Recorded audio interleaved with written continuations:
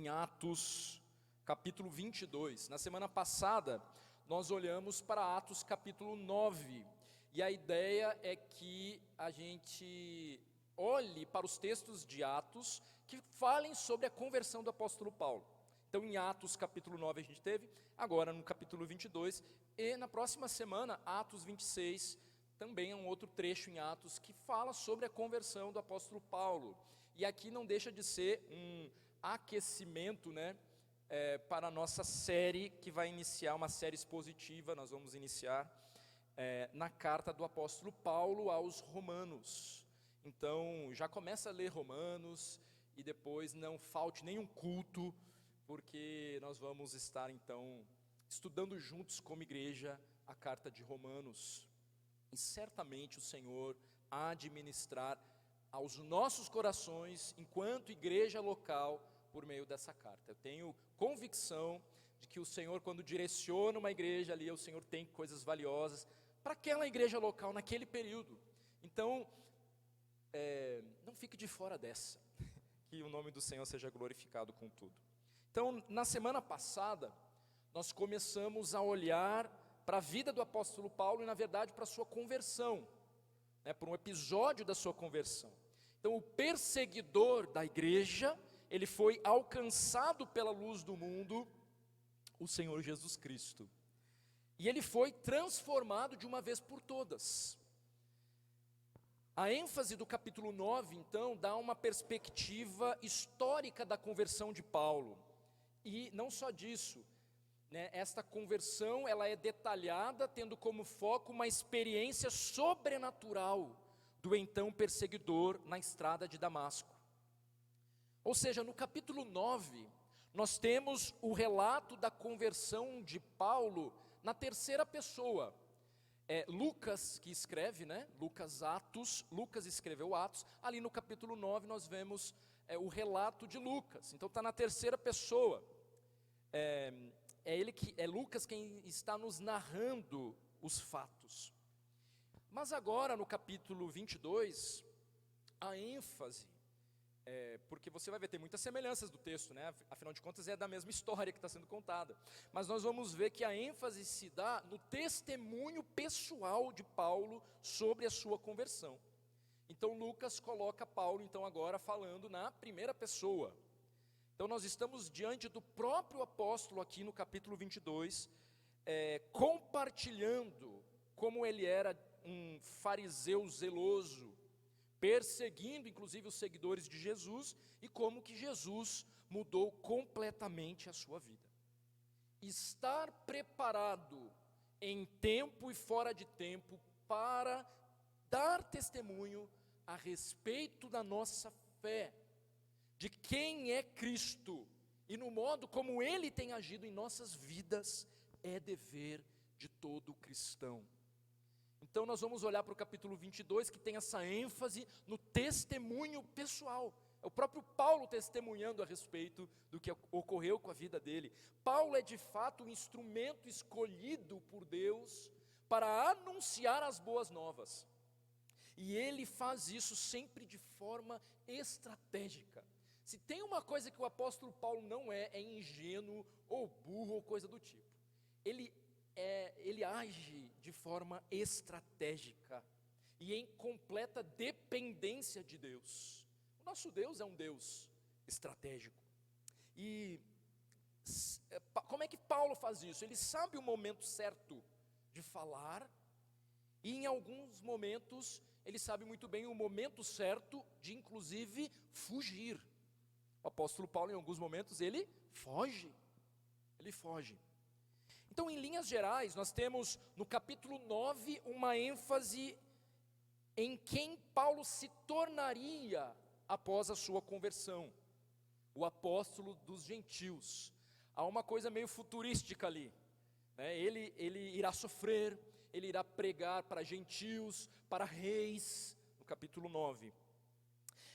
Enquanto nos capítulos 22 e no capítulo 26, que nós vamos olhar semana que vem, além do reforço desse propósito diante das multidões e autoridades, nós temos a prova de que Paulo de fato se tornou um discípulo verdadeiro de Cristo, perseguido agora por causa do Evangelho, espancado e preso. Então, sem sombra de dúvidas, quando alguém tem um encontro real com Cristo, a disposição por fazer a vontade de Deus o move a correr todos os riscos por amor ao seu Senhor. Ter um encontro com Cristo é transformador, é algo radical na vida daquele que crê, que antes andava pelos sepulcros, mas agora se vê assentado, limpo, com discernimento, com juízo, como nos relata Marcos capítulo 5, do endemoniado ali. E como, de uma forma diferente, o apóstolo Paulo também foi transformado. Se eu e você pertencemos a Cristo, se eu e você já o reconhecemos como Senhor e Salvador da nossa vida, algo transformador precisa ter ocorrido nas nossas vidas, de ordem moral, não é só da boca para fora. E esse foi o caso do apóstolo Paulo. Do relato da sua conversão no capítulo 9, depois você pode ler Atos inteiro aí numa sentada, do relato do capítulo 9 até o capítulo 22, nós temos o desenvolvimento do ministério do apóstolo Paulo, dentro daquela dinâmica de expansão do evangelho que começa em Antioquia, e os objetivos de Deus já foram até declarados para Paulo, e serão novamente levá-lo até Roma. Então há um desenvolvimento, uma progressão da expansão, do evangelho geográfica. Então, como um instrumento escolhido por Deus, Paulo, ele segue uma estratégia bem definida. Paulo, ele se concentra, primeiro, se você reparar, nos centros estratégicos, por motivos práticos. Então, se você reparar como é que Paulo se locomove, ele vai focar nas grandes cidades, nos grandes centros urbanos da época. Então, de forma estratégica, Paulo faz isso. E então, quando ele chega nessa cidade, ele primeiro prega aos judeus nas sinagogas. Com qual objetivo? Primeiro, o objetivo de levantar um remanescente fiel entre os judeus, porque isso, inclusive, é o próprio Deus quem garante que dos judeus sempre haverá ali um remanescente fiel ao Senhor Jesus Cristo. E ao mesmo tempo, não só certificar de que haverá um remanescente fiel, essa ida do apóstolo Paulo primeiro para as sinagogas, mas também para apontar para a própria incredulidade de Israel, e isso ao mesmo tempo, porque o que vai acontecer, estes homens vão ranger os dentes contra o apóstolo Paulo, quando ele começa a falar de Jesus Cristo, no meio daquelas, na própria sinagoga ali, Então, em meio ao exercício do seu ministério, outro modo de agir que é estratégico de Paulo, ele demonstra integridade ao trabalhar com as próprias mãos em alguns momentos, para não ser acusado de pregar por dinheiro, como algumas igrejas ali até tentavam insinuar alguma coisa nesse sentido, tendo sempre como ênfase a palavra de Deus ao pregar Cristo. E aqui no capítulo 22, então, Paulo ele está em Jerusalém. A sua determinação em ir a Jerusalém, apesar dos muitos avisos e pedidos dos irmãos, porque basicamente Paulo recebe alguns alertas, não vá, porque o povo lá não está gostando muito do que está acontecendo, do que eles estão ouvindo falar a teu respeito, do que você anda fazendo. Mas apesar de todos os avisos, dos pedidos, tendo em vista os perigos que ameaçavam Paulo, isso tudo inclusive serve para provar que a missão de Paulo era voltada para os gentios também, e que quando ele se volta para os gentios, todos aqueles que não são judeus, que isso não era produto de algum sentimento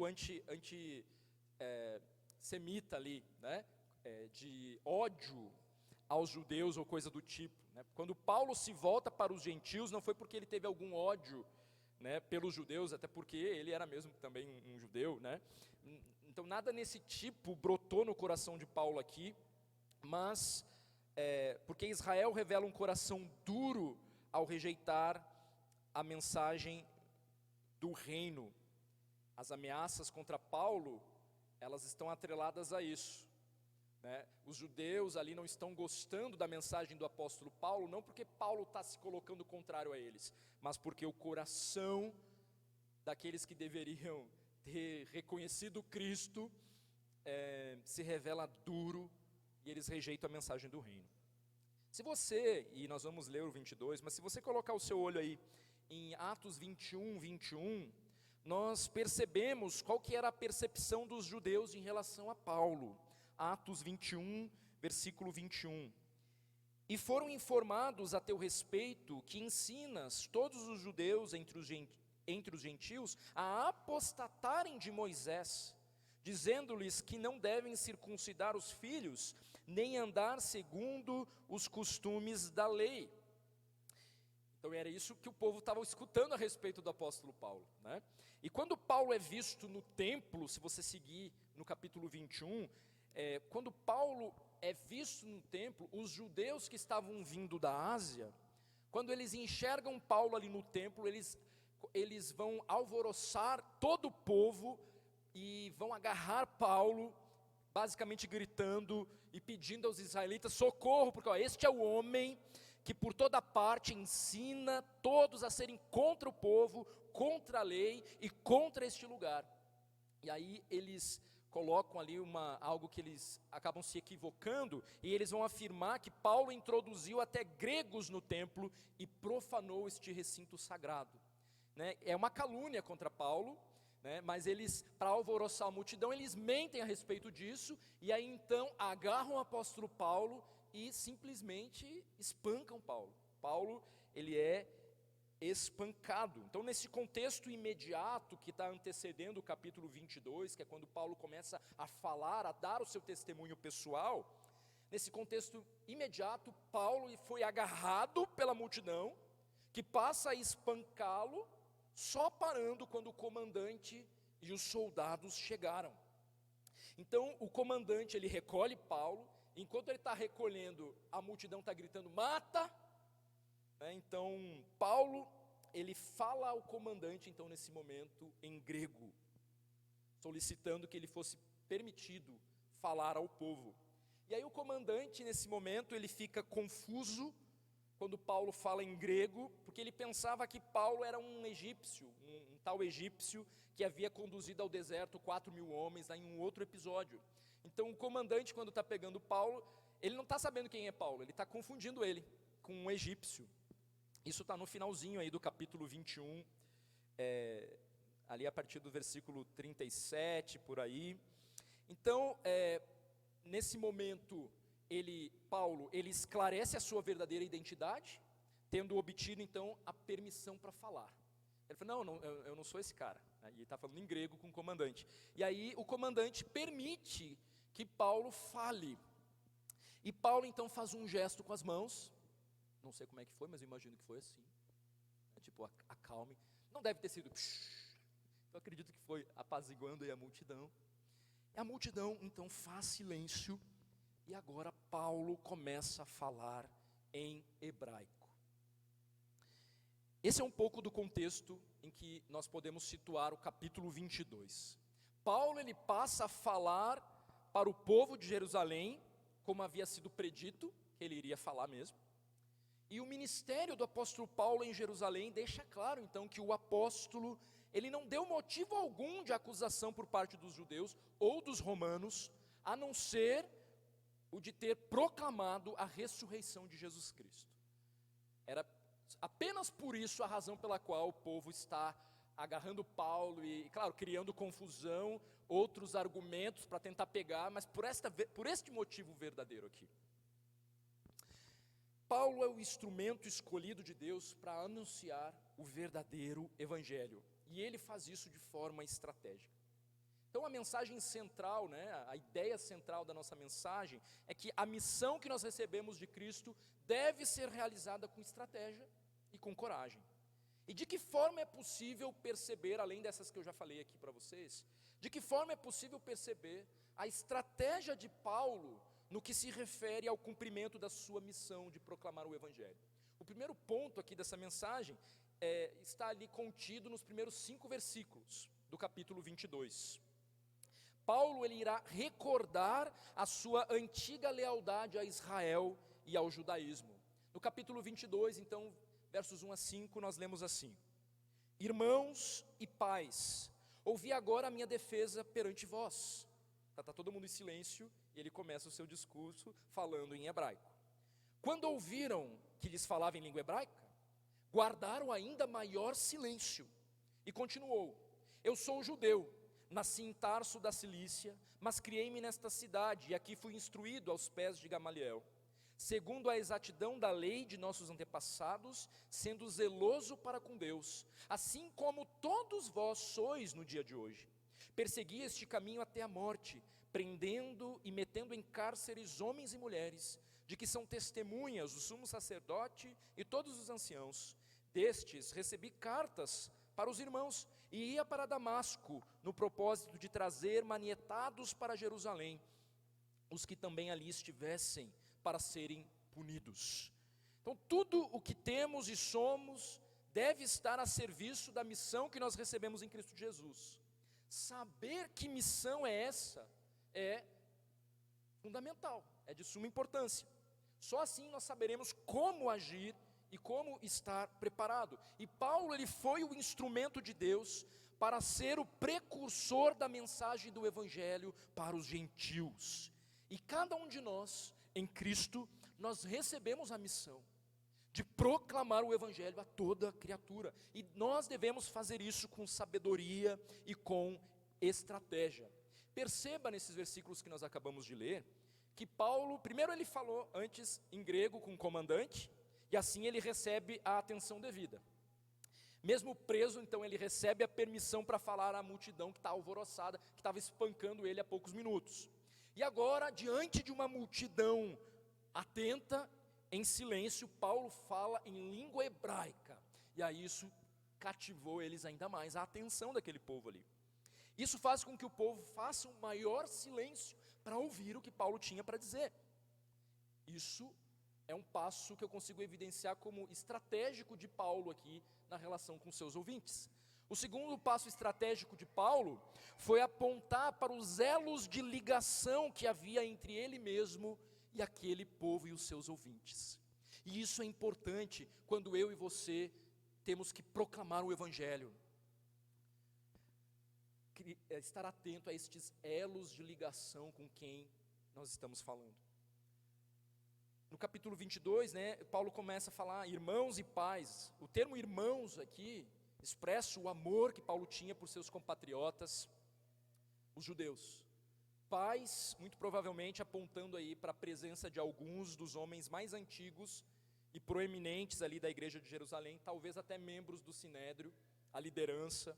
Então por isso pais.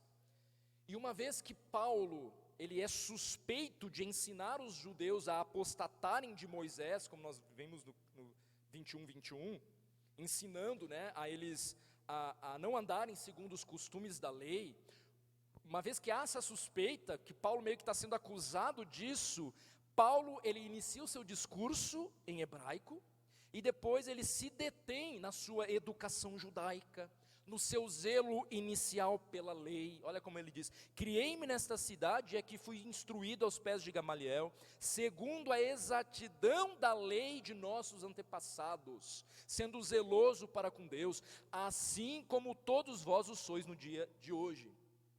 Você consegue perceber Paulo agindo de forma estratégica?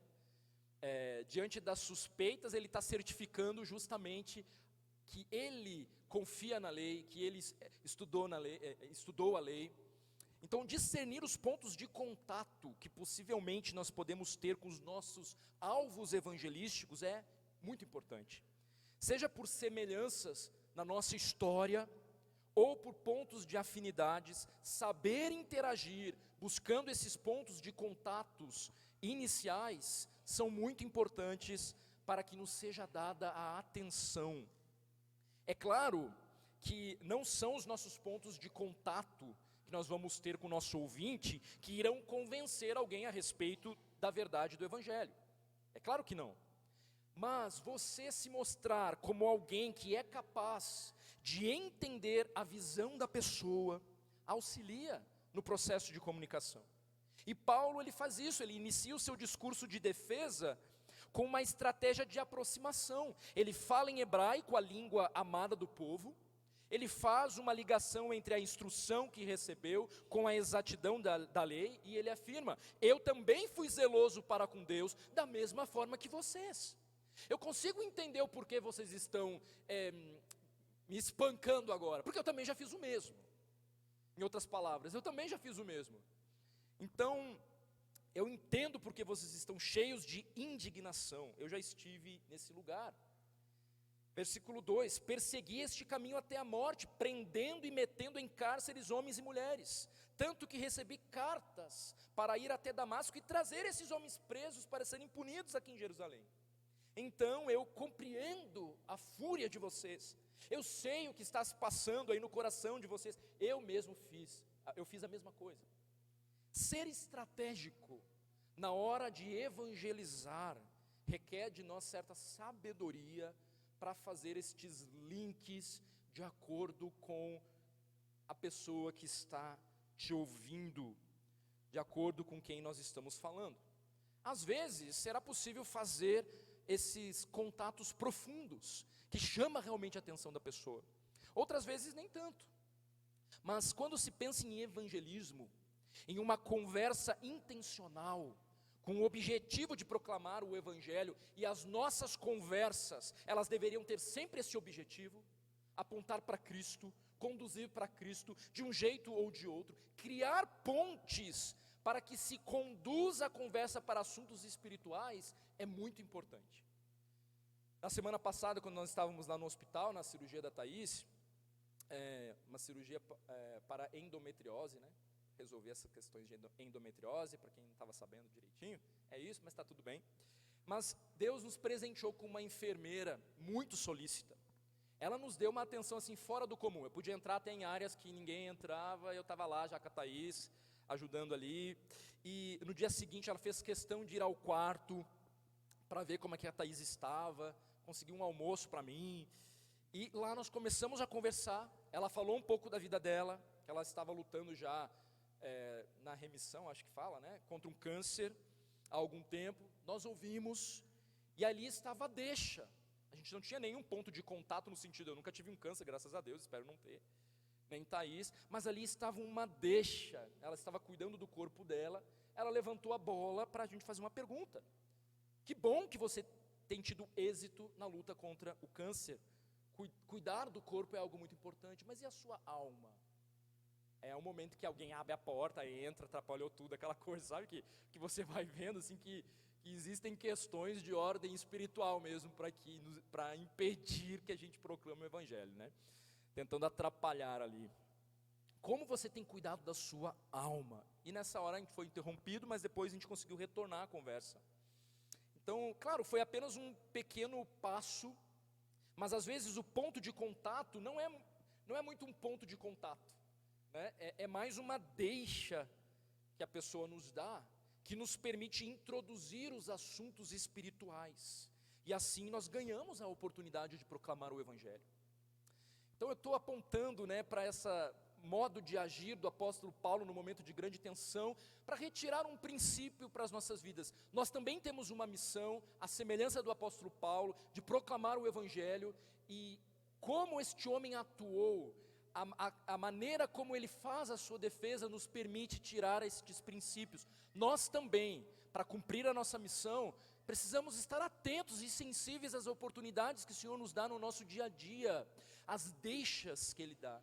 E aí, claro que nós chegamos no teu próprio testemunho pessoal, a tua história que permite pontes com N pessoas, abrindo o caminho para que você proclame o verdadeiro Evangelho. Ela não aceitou Jesus, mas a gente pôde orar por ela, e convidamos, para quem sabe ela vem aqui na igreja em alguma oportunidade. Irmãos, estar sensível às oportunidades, conduzir a conversa para assuntos espirituais, utilizando-se dos pontos de contato, das deixas, é um bom passo estratégico para proclamar o Evangelho. Então decida hoje estar atento, ore para que o Senhor deixe você atento às pessoas que te cercam. Eu sei que com teletrabalho as coisas prejudicaram um pouco, porque todo mundo entra de forma pontual, executa a sua tarefa e basicamente sai. Não tem mais aquela coisa, né, fui beber água, encontrei o cara e daqui a pouco, eu acredito, não sei, você pode dizer melhor do que eu, que isso meio que se perdeu um pouco.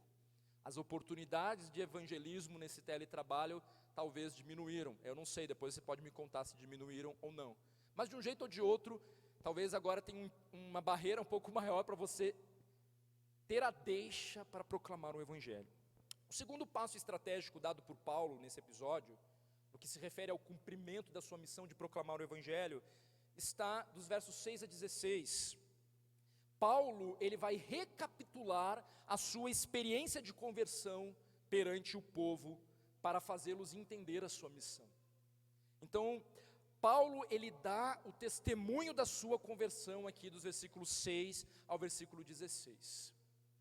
Nós já lemos isso na semana passada, no capítulo 9, é basicamente o mesmo relato com algumas diferenças, pequenas diferenças. Mas Paulo fala de como ele foi encontrado por Jesus, uma grande luz do céu brilhou ao seu redor, ele caiu prostrado e ele ouviu uma voz: por que me persegues? Ele questiona quem estava falando, a resposta: eu sou Jesus, o Nazareno, a quem tu persegues. E então Paulo, estando cego, ele é conduzido até Damasco. Aqueles que estão em Cristo Jesus, eles possuem, eu e você, uma história pessoal a respeito da sua conversão. Se a sua história ela é espantosa, não importa muito.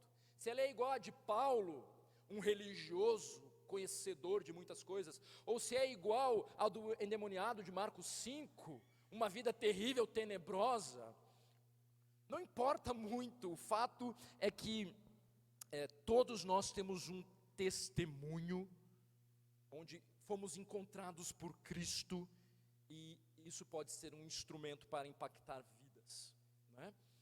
É claro que o testemunho em si não é o Evangelho propriamente dito, mas um testemunho pode aquecer os motores para que o Evangelho seja explicado de uma forma clara.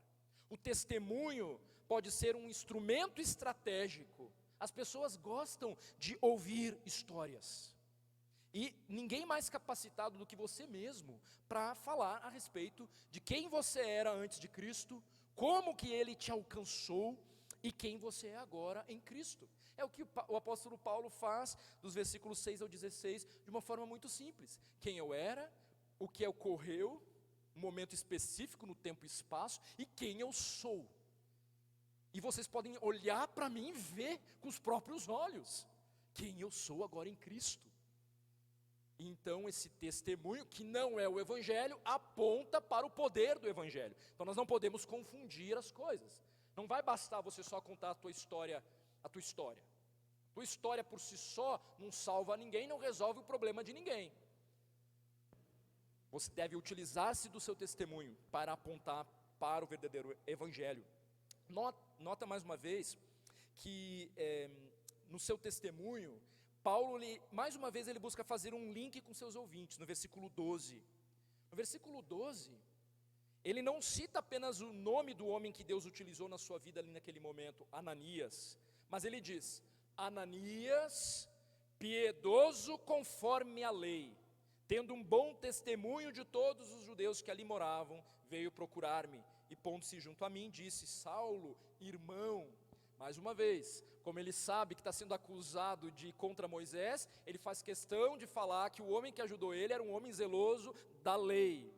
Ele está sendo estratégico aqui de novo, para tentar se aproximar dos seus ouvintes, para tentar dizer: não, eu não estou querendo destruir a lei, muito pelo contrário, eu tenho aqui a explicação, tudo está se cumprindo aqui, o Messias chegou, né? Então existem muitas maneiras de nós contarmos o nosso testemunho, enfatizando aspectos até mesmo diferentes, de acordo com os nossos ouvintes. É claro que você não irá inventar nada, mas você vai enfatizar aspectos que promovam empatia, que gerem aproximação, para promover o interesse daqueles que te escutam sobre como Jesus agiu na sua vida. Ao passo que, se você está falando e tentando evangelizar uma criança, talvez o que você vai testemunhar da sua história é algo que criará um ponto de contato com aquela criança. Não adianta você contar uma história do quanto Jesus transformou o seu, sei lá, não é que não adianta, mas assim, a sua maneira de agir no trabalho, para uma criança de 5 anos. Talvez ali você vai ter que utilizar de outros ganchos, links, de aproximação verdadeiros, né? Porque você não vai sair mentindo para criar esses links. Mas estão entendendo? Agir de forma estratégica com quem você está falando, com tudo que o Senhor tem te dado. Isso é importante. Paulo, ele está fazendo isso aqui. Então você não vai inventar nada, mas enfatizar aspectos que promovam empatia, que aproximem, para então proclamar o Evangelho. Então, mais uma vez, é importante a gente entender que o teu testemunho não é o Evangelho, e sendo assim, testemunhar tem como objetivo apontar para Cristo Jesus, e o protagonista desta história não é você, é necessariamente Ele mesmo.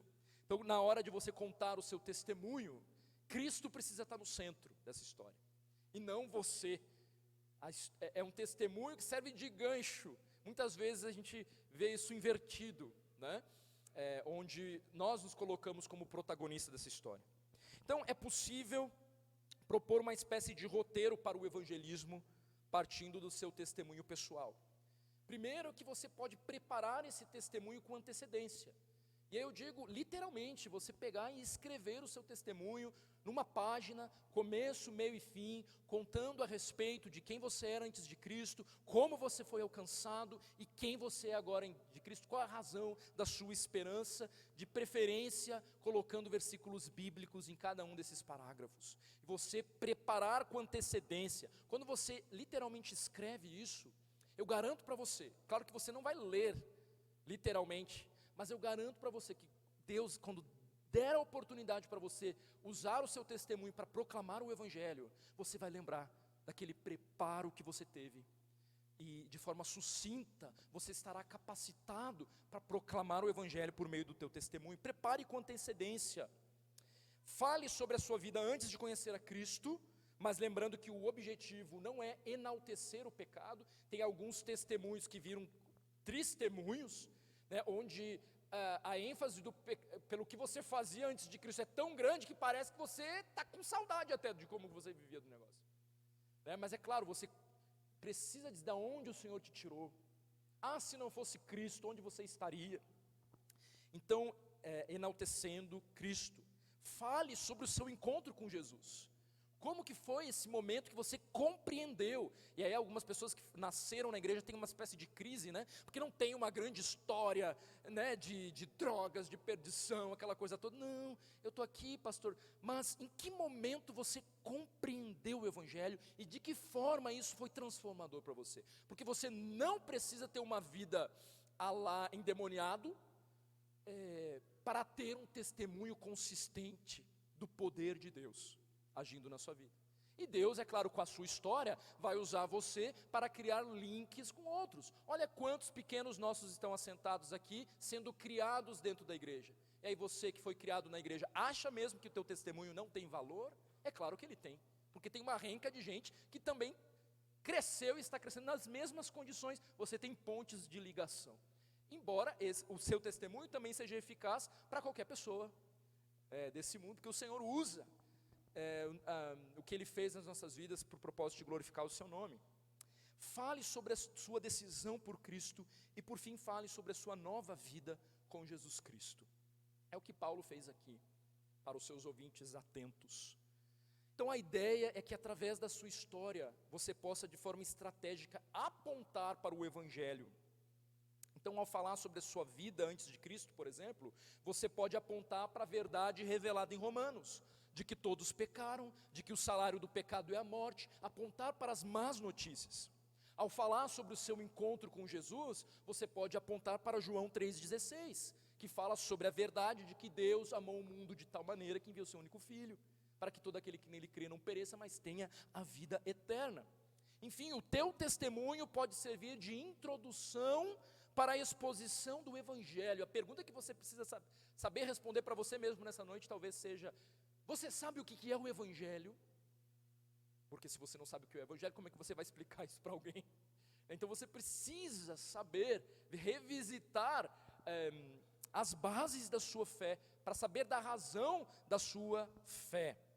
Então, ele pode servir de exposição, de introdução para a exposição do Evangelho, ou você pode, à medida em que você conta a sua história, você vai intercalando ali os versículos bíblicos dentro da sua própria história. Requer um pouquinho mais de esforço, porque o mais fácil deixa eu contar para você o que Cristo fez na minha vida. Eu era assim, eu tive um encontro assado, e agora eu sou assim. E tudo isso foi possível porque, deixa eu te explicar a razão da minha fé. Aí você explica o Evangelho depois do seu testemunho. Ou você pode fazer tudo misturado, mas aí é possível. Escreva o teu testemunho. Vocês devem ter notado que a ênfase da nossa EBD está basicamente em evangelismo, em missões, em saber a respeito das falsas de heresias e de seitas. Tudo isso porque nós nos deparamos no nosso dia a dia com pessoas que estão mortas nos seus delitos e pecados, e nós precisamos, como igreja, despertarmos para esta missão e estarmos preparados para dar razão da nossa fé, da nossa esperança, crendo, sabendo no que nós cremos, né? Então nós não podemos continuar dormindo em relação a essas questões, nós precisamos nos preparar.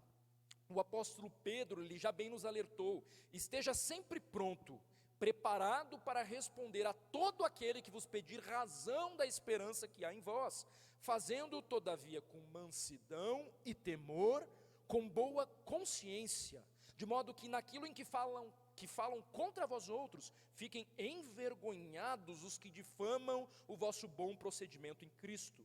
1 Pedro 3, 15 a 16. Estar preparado para responder. Estar preparado.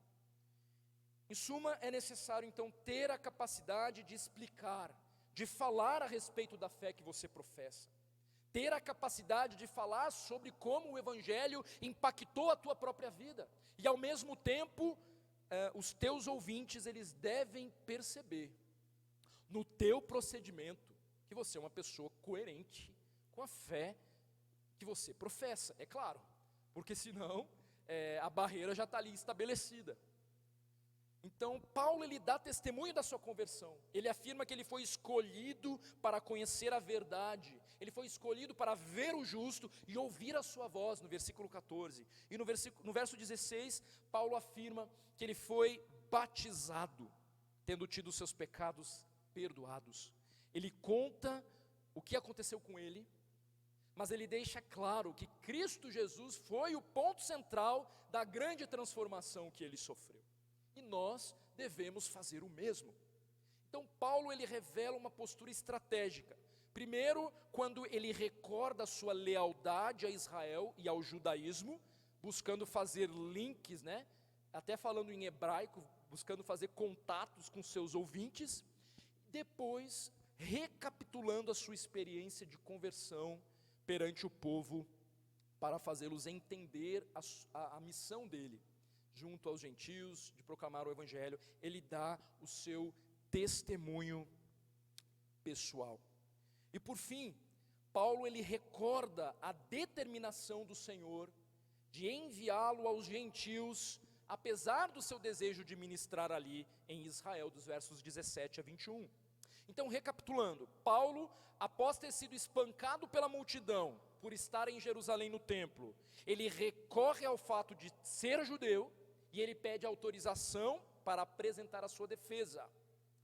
O discurso de Paulo é composto em grande parte por sua autobiografia, por quem ele é, o que Deus fez com ele. Ele conta quem é, de onde veio, com quem ele estudou, reforçando o seu zelo por Deus. E além disso, ele fala sobre o seu passado como perseguidor, e em seguida ele conta a sua experiência de conversão. Mas, e aqui todo mundo está em silêncio ouvindo Paulo, mas a provocação que Paulo faz aos judeus dos versos 17 a 21, faz com que a multidão que estava até aquele momento, ouvindo tudo, calada e atenta, ela desperte agora em gritos, desejando a morte do apóstolo. Então, nos versos 17 a 21, Paulo fala: tendo eu voltado para Jerusalém, enquanto orava no templo, sobreveio-me um êxtase, e vi aquele que fala comigo: apressa-te e sai logo de Jerusalém, porque não receberão o teu testemunho ao meu respeito. Eu disse: Senhor, eles sabem que eu encerrava em prisão e nas sinagogas açoitava os que criam em ti. Quando se derramava o sangue de Estevão, tua testemunha, eu também estava presente, consentia nisso e até guardei as vestes dos que o matavam. Mas ele me disse: vai, porque eu te enviarei para longe aos gentios. Os judeus, eles se sentiram aqui extremamente ofendidos por Paulo, porque Paulo afirmou que Jesus havia falado com ele no templo, justamente no lugar em que o Deus de Israel tinha falado com alguns profetas, por exemplo, Isaías, lá no capítulo 6. E com isso, então, Paulo ele está fazendo o quê? Ele está igualando Jesus ao Deus do templo.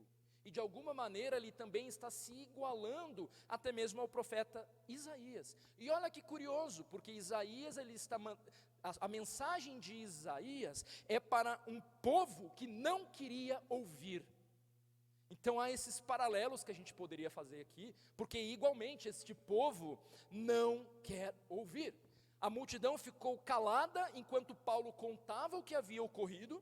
Mas quando Paulo deixou claro que Jesus Cristo era de fato o Messias, eles começaram a gritar: tira tal homem da terra, porque não convém que ele viva. Irmãos, o homem pecador, ele não deseja ouvir a respeito de Cristo Jesus. Se não for o agir de Deus abrindo o entendimento, o homem é incapaz de se voltar para Cristo. Então, na nossa empreitada evangelística, nós temos que orar, jejuar, clamar ao Senhor, porque nós podemos fazer os links que forem, ser o mais estratégico possível, mas se o Senhor não operar naquele coração, e Ele pode operar no mais improvável dos improváveis, o Senhor age e o Senhor verdadeiramente liberta, mas é Ele quem faz isso. Nós somos apenas instrumentos nas mãos do Redentor, e nós devemos agir como tal, em total dependência de Deus, com estratégia, sim, e estratégia firmada nas Escrituras. Por isso que você precisa ler a Bíblia, ter conhecimento das Escrituras, escrever o seu testemunho linkado com versículos bíblicos, porque é a palavra de Deus que é viva e eficaz, e que convence, por meio do Espírito Santo, o homem. Não é a tua história, embora ela seja muito importante, porque Deus está agindo na sua vida. Então, o homem é incapaz de se voltar para Cristo. Nós sabemos que Deus alcança o improvável. Ele fez isso com o apóstolo Paulo, Ele fez isso comigo e com você, mas aqui, com o objetivo de cumprir o seu propósito soberano, Deus está conduzindo Paulo a sofrer as consequências da confissão pública da sua fé. Então, até mesmo no sofrimento, nas grandes perseguições, Deus está ali tecendo a história com seus propósitos soberanos. Então, diante da maior desgraça que você possa imaginar na história da humanidade e na sua própria história, saiba que o nosso Deus soberano, Ele tem um propósito de ser glorificado por meio dos detalhes dessa história, da sua história e da história da própria humanidade. Deus, Ele está conduzindo Paulo a sofrer, porque essas pessoas não poderiam ter simplesmente se convertido aqui. Não lembram do discurso do apóstolo Pedro?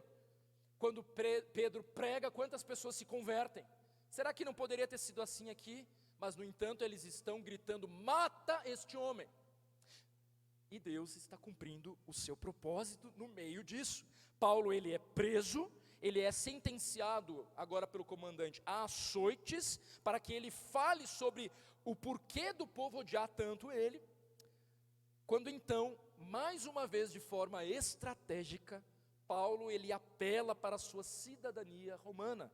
No versículo 25, quando estavam amarrando com correias, disse Paulo ao centurião, que estava ali presente: ser-vos-á porventura lícito açoitar um cidadão romano sem estar condenado? Olha Paulo agindo de forma estratégica. Então, ao ouvir que ele era um cidadão romano por nascimento, eles se afastaram, aqueles que estavam prestes a açoitá-lo. Opa, peraí, que agora a coisa é mais complicada aqui. E no dia seguinte, então Paulo ele é levado diante do sinédrio, mais confusão irá surgir aqui diante das suas palavras. O Senhor novamente irá aparecer para Paulo, ali no capítulo 23, versículo 11, nós lemos assim: na noite seguinte, o Senhor, pondo-se ao lado dele, disse: coragem, pois do modo por que deste testemunho a meu respeito em Jerusalém, assim importa que também o faças em Roma. Então, no meio dessa não aceitação, Deus está cumprindo com seu propósito. E nós vemos Paulo agindo de forma estratégica. Em pouco tempo, Paulo ele vai apelar para César, cumprindo assim de forma estratégica, com o intuito do Senhor, de que ele testemunhasse a respeito de Cristo também em Roma. Ele poderia ter sido liberado em instantes, mas Paulo falou: não, agora eu quero chegar até César. E aí então Deus conduz Paulo, ele escolhe permanecer preso para chegar e cumprir com os propósitos do Senhor. A missão que nós recebemos de Cristo, ela deve ser realizada com estratégia e com coragem. O apóstolo Paulo é um grande exemplo para nós de um homem inteligente, conhecedor das Escrituras, da cultura, tanto dos judeus quanto dos gregos. A sua presença não tinha tanta presença pessoalmente, mas os seus escritos, inspirados pelo Espírito Santo, eram poderosos. Ele nos dá exemplos e deve nos inspirar a imitarmos a sua conduta. Você está preparado para a missão que Deus te deu? Eu não estou falando aqui de conhecimento acadêmico, não estou mandando você fazer um seminário ou coisa do tipo, mas estar preparado, assim como o apóstolo Paulo, tendo todo esse conhecimento, que aos Coríntios ele diz: eu poderia ir com toda a eloquência diante de vocês, mas eu preferi estar com vocês e anunciar Cristo, e esse ainda ali morto, ressurreto, né? Então, o objetivo das nossas vidas é apontar para Cristo Jesus. Use tudo o que Ele tem te dado de forma estratégica. Isso envolve a sua história, isso envolve os teus recursos, isso envolve a coragem de ir e pregar o Evangelho a toda criatura. Semana que vem nós vamos continuar olhando para Paulo. Ele está diante então de um rei, Deus dando a oportunidade para proclamar o Evangelho para o apóstolo Paulo, como ele havia prometido, não sem sofrimento. Nós temos uma missão. Feche seus olhos, baixe sua cabeça, coloque-se diante do Senhor nesse momento, peça para o Senhor te usar, onde Ele tem te plantado. Peça ao Senhor: usa-me, Senhor.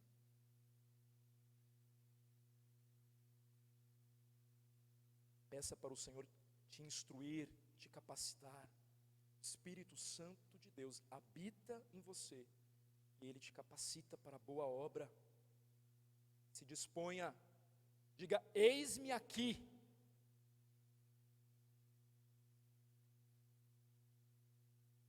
Não deixe de proclamar o Evangelho. Esta semana, hoje, faça disso a missão da sua vida, e você encontrará propósito e significado para a sua vida.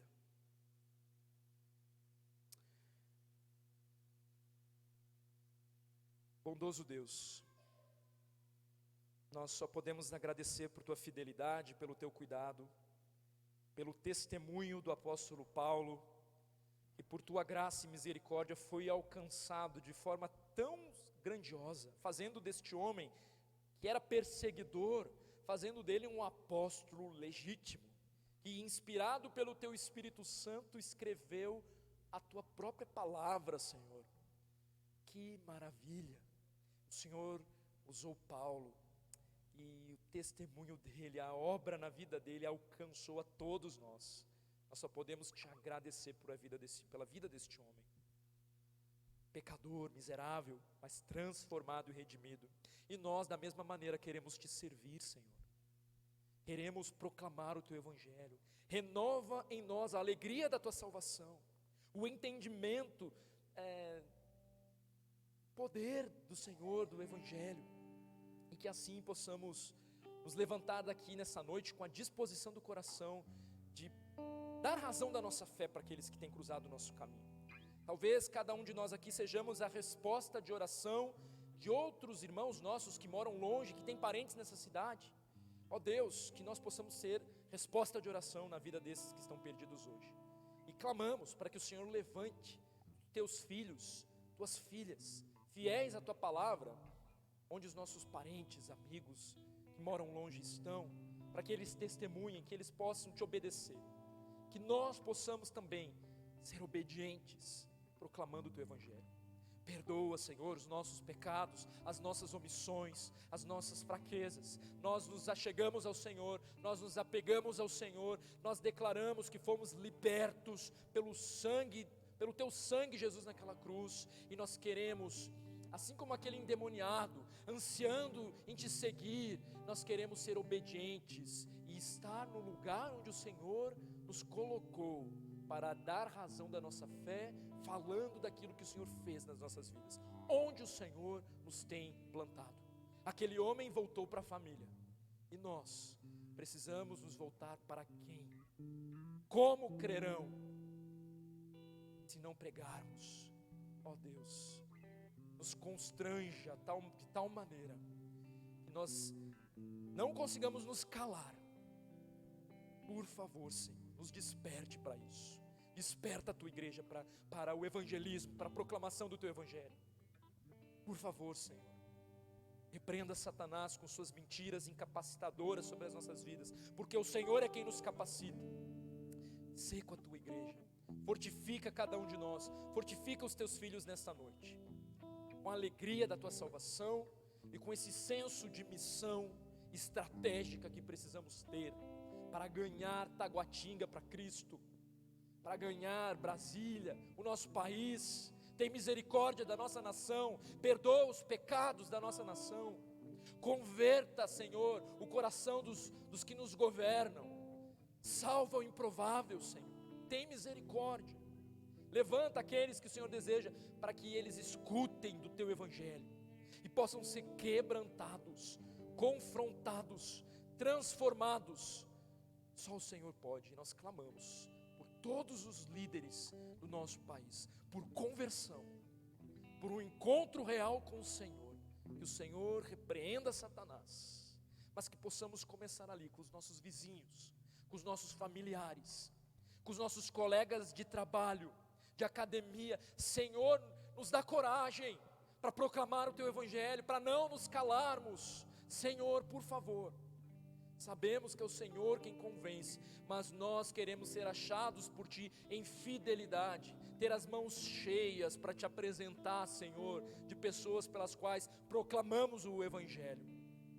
Ó Deus, e que haja salvação, nos dá o privilégio de testemunhar a respeito da Tua grande salvação, de ver esta igreja, Senhor, cheio de novos convertidos, porque nós proclamamos o teu evangelho, porque nós fomos testemunhas vivas do teu amor, do teu poder com as nossas próprias vidas, Senhor. Então perdoa os nossos pecados, perdoa, Senhor, a nossa omissão, nos ajude, Senhor, a focarmos naquilo que verdadeiramente importa como igreja, a sermos estratégicos, dar lucidez, dar discernimento para a liderança desta igreja. Mas esta liderança não é capaz e não é a igreja sozinha. Então nos desperte a cada um de nós para a tua obra, Senhor.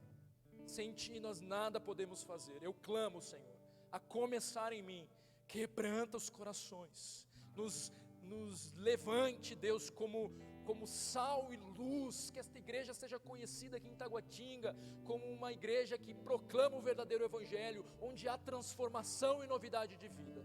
Ó Senhor, assim oramos, sê com a tua igreja, assim clamamos, em teu nome, Senhor Jesus, amém e amém.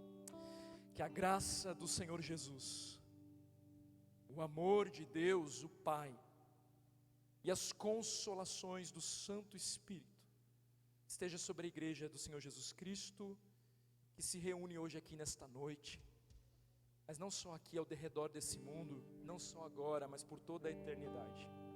Amém.